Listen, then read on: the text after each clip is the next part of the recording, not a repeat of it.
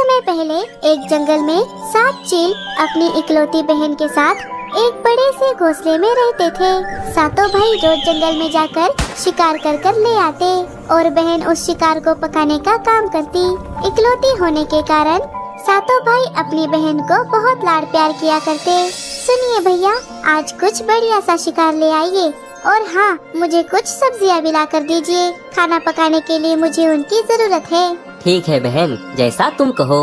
मुन्ना, शीला, तुम दोनों सब्जियां लाने जाओ और बाकी सब मेरे साथ चलो, हम शिकार करने जाते हैं। बड़े भाई के कहे मुताबिक दोनों चील सब्जियां लाने चले गए और बाकी बचे सभी चील शिकार की खोज में चले गए। शिकार की तलाश में वो बहुत दूर तक चले गए, लेकिन उन्हें कहीं पर भी कोई शिकार नहीं मिला। अरे, कोई शिकार क्यों नहीं मिल रहा? सुनो भाइयों, आओ जरा पेड़ की छांव में बैठ जाते हैं। सभी थककर पेड़ की डाल पर बैठ गए। अरे भाई, लगता है हमें आज शिकार नहीं मिलेगा। आज तो हमें सब्जियां खाकर ही काम चलाना होगा। अरे लखा, क्या कह रहा है? हमारी बहन ने कितने प्यार से कहा है कि कोई बढ़िया शिकार लेकर आओ। अगर हम ऐसे ही खाली पंख चले गए तो बहन का दिल टूट जाएगा। हाँ, वो भी है। तभी वहाँ पर बूढ़ा गिद्ध, जो चीलों के पिता का बहुत ही खास दोस्त था, वो वहाँ पर आ जाता है। अरे नाना, आप? हाँ, तुम सबको चिंता में देखा, इसीलिए तुम्हारे पास आ गया। बताओ क्या हुआ? इतने परेशान क्यों लग रहे हो? अरे नाना, हम बहुत देर से शिकार ढूंढ रहे हैं, लेकिन हमें कोई शिकार नहीं मिल रहा। और ऊपर से बहन ने कहा है कि आज उसे कोई अच्छा शिकार खाना है। अच्छा, तो ऐसी बात है। फूलों के बगीचों के पीछे जो एक गुफा है, वहाँ पर एक हिरन अपने बच्चे के साथ रहती है, लेकिन अभी वो खाना लाने गई है, इसीलिए उसका बच्चा अभी गुफा में अकेला है। तो जाओ, जाकर बच्चे का शिकार करो। अच्छा, क्या सच में? आपका बहुत बहुत शुक्रिया नाना। पिताजी के जाने के बाद आप ही तो है जो हम भाई बहन को समझते हैं। हाँ, जाओ जाओ, वरना वो हिरन भी हाथ से चला जाएगा। चलो रे, वो हिरन हाथ से नहीं जाना चाहिए। अरे नाना, आप भी रात का खाना खाने हमारे घर आ जाना। ठीक है, मैं आ जाऊंगा। सभी भाई मिलकर गुफा के अंदर चले जाते हैं। वहाँ एक हिरन का बच्चा सो रहा था। सभी चीलों ने मिलकर उस बच्चे का शिकार कर लिया और शाम होने से पहले शिकार लेकर अपने घर आ गए। ये ले बहन, शिकार। अब इसे जल्दी से पका दो, मुझे बहुत भूख लग रही है। जी भैया, लेकिन आपको आने में इतनी देर क्यों हुई? हाँ, वो जरा शिकार ढूंढने में दिक्कत हो रही थी, लेकिन तभी नाना ने आकर हमें शिकार का पता बता दिया और सिर्फ उनकी वजह से ही हम ये शिकार ढूंढ पाए। अच्छा भैया, क्या आपको मेरी वजह से बहुत परेशानी हुई? नहीं बहन, भला तुम्हारी बात हम थोड़े ही टाल सकते हैं। और हाँ बहन, नाना भी खाना खाने के लिए आने वाले हैं, तो जरा ज्यादा खाना बनाना। भाइयों की बात सुनकर इंदु बड़ी खुश हो गई। वो फटाफट रसोई में जाकर खाना बनाने लगी। तभी सब्जियां काटते वक्त चाकू उसके पंख में लग जाता है और उसके पंख से खून बहने लगता है। अरे ये क्या? मेरे पंख में तो घाव लग गया। अगर भाइयों ने देख लिया तो खामखा परेशान होंगे। क्या करूं? इस खून को कहाँ पोंछूं? इंदु इधर उधर देखने लगी, लेकिन उसे अपना खून पोंछने के लिए कुछ नहीं मिला। तभी उसने ना चाहते हुए भी खून को हिरन के मांस में मिला दिया और वो फिर से खाना पकाने लगी। थोड़ी ही देर में खाना बनकर तैयार हो गया। उसने अपने सभी भाइयों को खाना परोस दिया। गिद्ध भी वहाँ पर आ चुका था। सभी खाना खाने लगे। खाने का एक निवाला खाते ही सभी चौंक गए, क्योंकि ऐसा स्वादिष्ट खाना उन्होंने आज तक नहीं खाया था। भूखे चील फटाफट सारा खाना खत्म कर देते हैं। वाह वाह, लाजवाब! ये कितना स्वादिष्ट बना है। हाँ सच में। बहन, क्या तुमने इसमें कोई खास मसाला डाला है? मसाला? नहीं तो, मैं तो जैसे रोज पकाती हूँ वैसे ही खाना पकाया है। नहीं बहन, आज इस खाने में कोई अलग बात है। हिरन तो हमने पिछले हफ्ते भी खाया था, लेकिन वो तो इतना स्वादिष्ट नहीं बना था। ये बड़ा स्वादिष्ट है। अरे बेटी, तुमने इसमें क्या मिलाया है? ये तुम्हें बताना ही होगा। कोई साधारण हिरन इतना स्वादिष्ट नहीं लग सकता। हाँ, मैंने भी अपनी पूरी जिंदगी में ऐसा लाजवाब खाना नहीं खाया। बताओ ना बहन, आखिर तुमने इसमें क्या मिलाया है? सभी इंदु को एक ही सवाल पूछने लगे और दबाव में आकर इंदु को सच बताना ही पड़ा और बस इसी वजह से मैंने अपना खून इस खाने में मिला दिया। सभी भाई हैरान थे, लेकिन गिद्ध खामोशी से कुछ और ही सोच रहा था। उसकी आंखों में कुटिलता झलक रही थी। एक चालाक योजना उसके दिमाग में धीरे धीरे आकार ले रही थी। चलो चलो, मैं चलता हूँ, रात बहुत हो गई है। गिद्ध अपने घर चला गया। अगले दिन चील फिर से शिकार लाने चले गए, लेकिन कई घंटों तक ढूंढने के बाद भी उन्हें अपना शिकार नहीं मिला। सभी थककर पेड़ की छांव में बैठ गए। दिन ब दिन शिकार मिलना तो मुश्किल ही होता जा रहा है। अगर ऐसा ही चलता रहा तो हम सबको भूखे ही मरना होगा। सभी बातें कर ही रहे थे, तभी दूर बैठा बूढ़ा गिद्ध उन्हें देख रहा था। ये सही मौका लग रहा है अपने काम को अंजाम देने का। गिद्ध चीलों के पास आ गया। क्या हुआ चीलो, क्या आज भी तुम्हें शिकार नहीं मिला? हाँ नाना, शिकार मिलना तो बड़ा ही मुश्किल हो गया है। अरे तुम जैसे बेवकूफ चील तो मैंने आज तक नहीं देखे। तुम्हारे घर में इतना बढ़िया शिकार होते हुए तुम धूप में भटक रहे हो।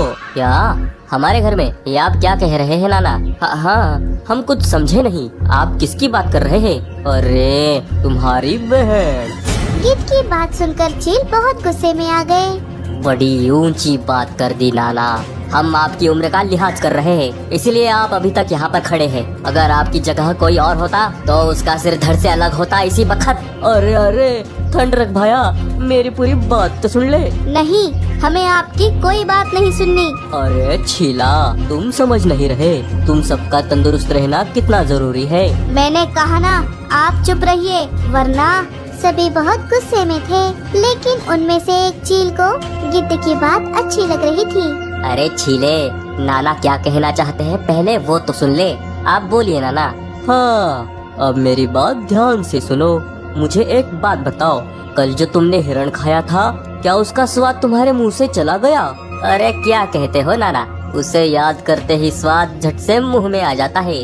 हाँ, जरा सोचो चीलो, अगर तुम्हारे बहन की कुछ बूंदे उसमें गिर गई तो वो कितना स्वादिष्ट लग रहा था, और अगर तुम्हें तुम्हारी पूरी बहन ही खाने को मिल जाए तो वो कितना स्वादिष्ट और पौष्टिक होगा।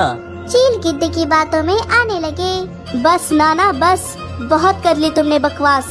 ठीक है, तो बैठो ऐसे ही भूखे, जरा देखो मेरी तरफ। मैंने मेरी जवानी में बहुत सारे पंछी और जानवर खाए हैं, इसीलिए मैं अभी तक जिंदा हूँ। वरना तुम्हारे पिताजी जो पूरी जिंदगी छोटे पंछी खाते रहे और जल्दी गुजर गए।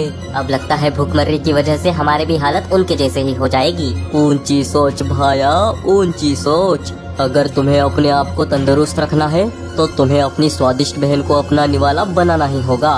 अच्छा, तुम कुछ भी कह लो, लेकिन हम तुम्हारी बात नहीं मानने वाले। मान गए, हम मान गए हैं नाना। क्या भैया, आप ये क्या कह रहे हैं? इस गिद्ध की बातों में मत आइए। तू चुप कर छिले। बड़े भैया मान गए मतलब हम सब मान गए। क्यों भाइयों? सभी भाइयों ने हाँ में जवाब दिया। हाँ, भैया सही कह रहे हैं। हाँ, अगर हम ही कमजोर हो गए तो क्या फायदा। सभी ने गिद्ध की बात मान ली, सिवाय छोटे भाई चीला के। उसका मन ये सब करने के लिए नहीं मान रहा था, लेकिन बड़े भाइयों के आगे वो कुछ नहीं बोल सकता था। सभी चील गिद्ध को लेकर अपने घर वापस आ गए। अरे भाइयों, आज तो आप बड़ी जल्दी वापस आ गए। क्या हुआ? क्या आज भी आपको शिकार नहीं मिला? नहीं बहन, आओ अंदर चले, हमें तुमसे एक काम है। काम? ठीक है। सभी घर के अंदर चले गए। अंदर जाते ही सभी भाइयों ने अपनी बहन को घेर लिया। अरे भैया, बताइए ना, क्या काम है? आज आपको शिकार नहीं मिला, इसीलिए आप परेशान हैं क्या? नहीं बहन, हम परेशान नहीं है, क्योंकि हमें तो हमारा शिकार मिल ही गया है। अच्छा, तो कहाँ है शिकार? लाइए, मैं जल्दी से उसे पका देती हूँ। तुम ही हो वो शिकार। आज हम तुम्हें ही पका कर खाएंगे। अपने भाइयों की बात सुनकर इंदु को अपने कानों पर विश्वास नहीं हो रहा था। अरे मेरा मुंह क्या देख रहे हो? जल्दी से इसे रस्सी से बांधो, कहीं ये भाग ना जाए। भैया, भैया, ये आप क्या कह रहे हैं? भाइयों ने अपनी बहन को रस्सी से बांध दिया। आपको क्या हो गया है भाइयों? मैं जानती हूँ, मेरे भाई ऐसा नहीं कर सकते। बहन भाइयों के सामने गिड़गिड़ा रही थी, लेकिन शायद भाइयों को अपनी भूख के आगे कुछ नहीं दिख रहा था। नाना, आपके कहे अनुसार हमने हमारी बहन को बांध दिया है, अब बस उसे मारने की देरी है। वो सब तो ठीक है, लेकिन क्या तुम में से किसी को खाना पकाना आता है? नहीं, हमें तो नहीं आता। अरे हट, कैसे चील हो, खाना तक पकाना नहीं आता? एक काम करो, तुम किसी भरोसेमंद को छोटे पंछियों के जंगल में भेजो और किसी एक पंछी को जो अच्छा खाना बनाता हो उसे ले आने को कहो। हाँ ठीक है, लेकिन जाएगा कौन? मैं लेकर आता हूँ भैया। हाँ ठीक है, जाकर जल्दी से लेकर आ। इतना कहकर चीला छोटे पंछियों के इलाके में चला गया। चीला एक पेड़ पर बैठ गया। अरे अब मैं किससे मदद मांगू? अगर मैं बावर्ची ले गया तो सभी भाई मिलकर बहन को जरूर मार देंगे। हे ऊपर वाले, अगर मैंने आज तक कोई भी अच्छा काम किया है तो मेरी मदद के लिए किसी फरिश्ते को भेज दे। उसी डाल पर मीठी चिड़िया का घोंसला था। मीठी अपनी खिड़की से चील की बातें सुन रही थी। अरे ये चील तो बड़ा ही परेशान लग रहा है, मुझे जाकर देखना चाहिए। मीठी चील के पास चली गई।